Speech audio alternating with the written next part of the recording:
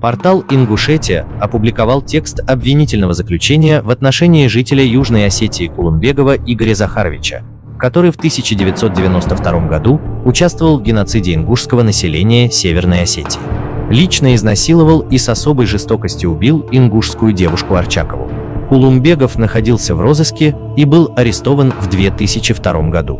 Уголовное дело в его отношении расследовалось Управлением Генеральной прокуратуры РФ на Северном Кавказе и в январе 2003 года было направлено в Верховный суд Северной Осетии.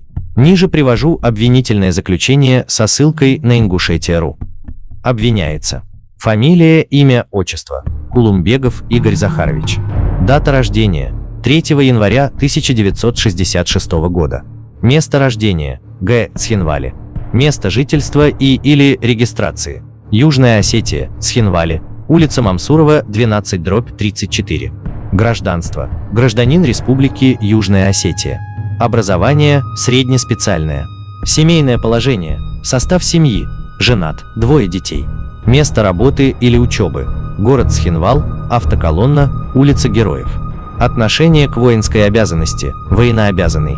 Наличие судимости – ранее судим.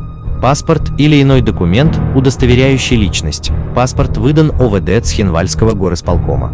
Иные данные о личности обвиняемого нет. Кулумбегов Игорь Захарович совершил ряд умышленных преступлений при следующих обстоятельствах. Так он в начале 1989 года на территории Юго-Осетинской республики незаконно приобрел у неустановленного следствием лица при неустановленных следствием обстоятельствах пригодные к стрельбе огнестрельное оружие, автомат Калашникова с неустановленным количеством боеприпасов к нему, после чего незаконно хранил и носил данный автомат и патроны к нему при себе.